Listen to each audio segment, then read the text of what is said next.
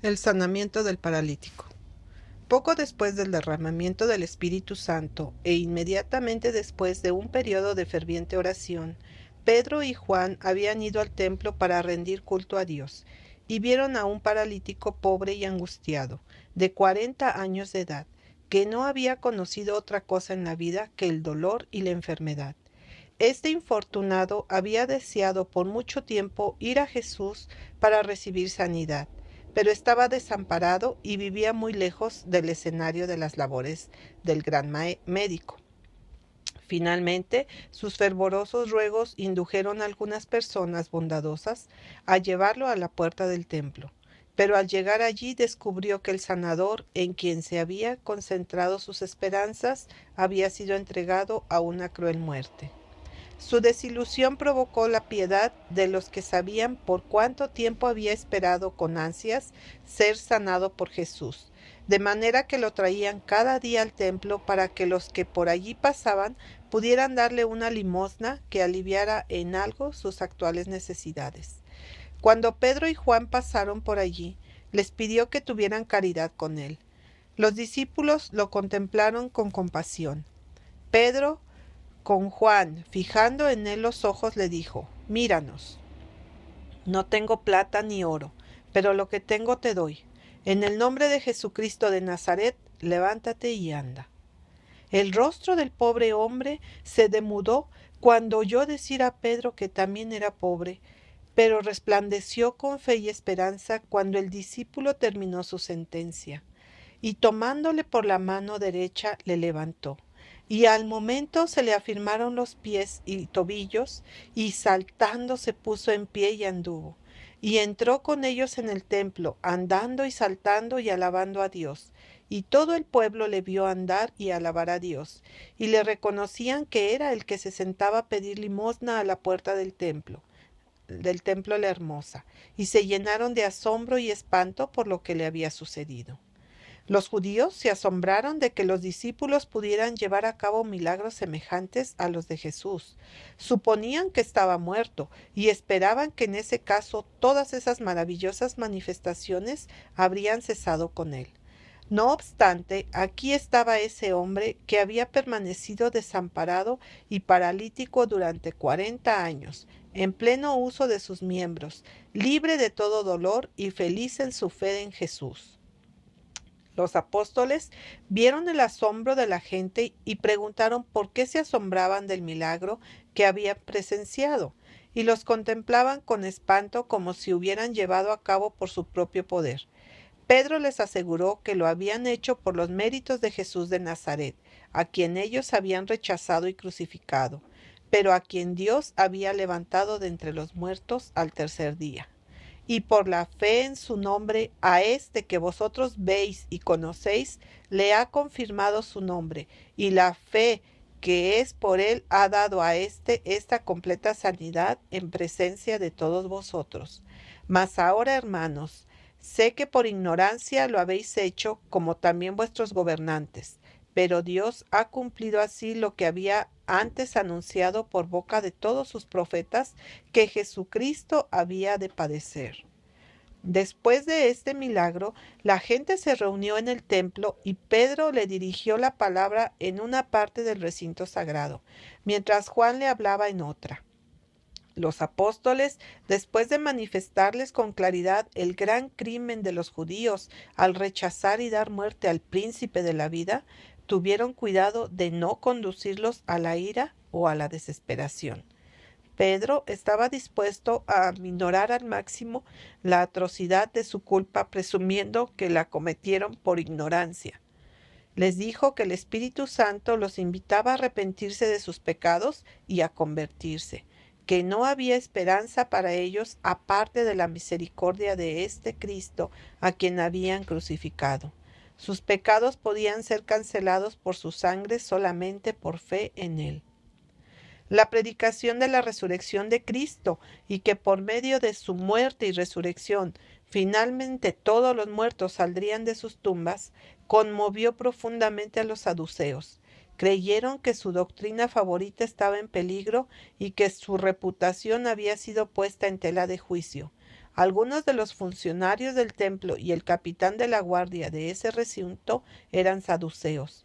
El capitán, con la ayuda de algunos saduceos, detuvo a los 2 apóstoles y los puso en la cárcel, puesto que era demasiado tarde para que sus casos fueran considerados esa noche.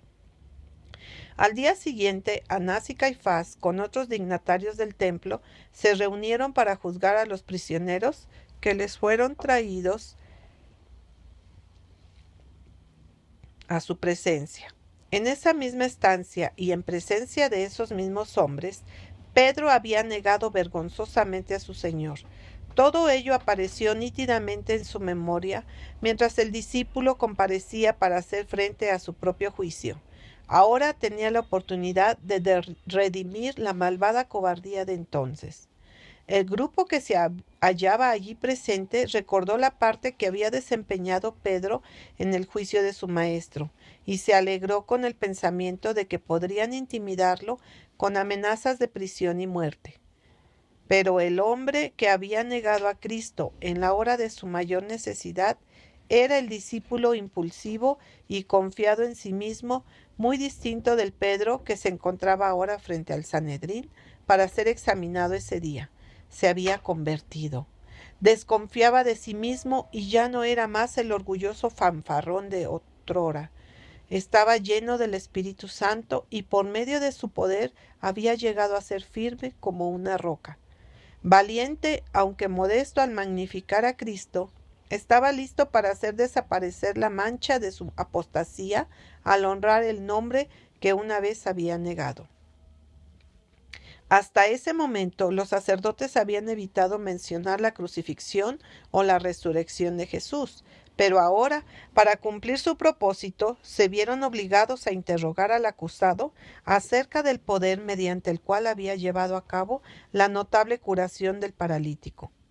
Entonces Pedro, lleno del Espíritu Santo, dirigiéndose respetuosamente a los sacerdotes y ancianos, declaró lo siguiente: sea notorio a todos vosotros y a todo el pueblo de Israel que en el nombre de Jesús de Nazaret, a quien vosotros crucificasteis y a quien Dios resucitó de los muertos, por él este hombre está en vuestra presencia sano. Este Jesús es la piedra reprobada por vosotros, los edificadores, la cual ha venido a ser cabeza del ángulo, y en ningún otro hay salvación, porque no hay otro nombre bajo el cielo dado a los hombres en que podamos ser salvos. Las palabras de Pedro tenían el sello de Cristo, y su rostro estaba iluminado por el Espíritu Santo.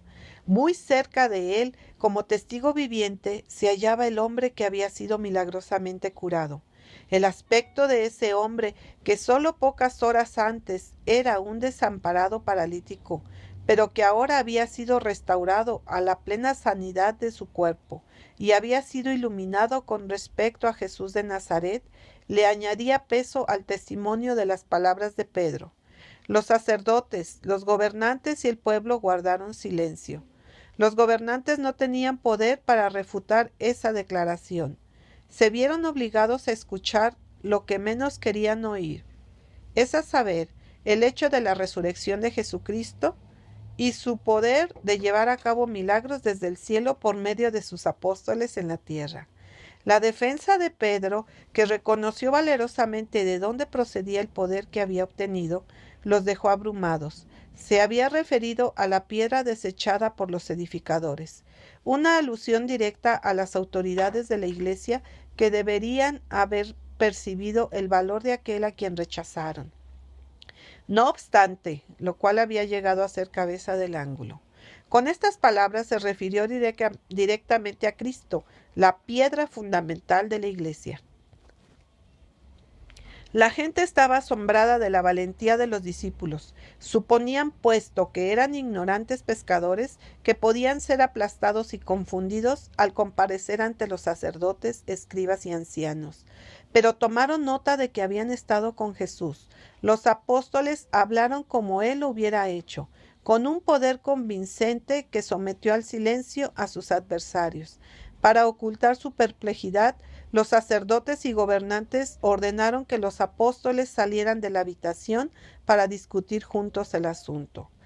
Todos estuvieron de acuerdo en que era inútil negar que el hombre había sido sanado mediante el poder que recibieron los apóstoles en el nombre de Jesús, el crucificado. De buena gana hubieran tratado de cubrir el milagro mediante falsedades, pero esta obra fue hecha a plena luz del día y en presencia de una multitud, y ya había llegado al conocimiento de miles. Llegaron a la conclusión de que había que detener esta obra inmediatamente, pues en caso contrario Jesús lograría muchos creyentes, a lo que seguiría su propia desgracia, y serían culpables del asesinato del Hijo de Dios.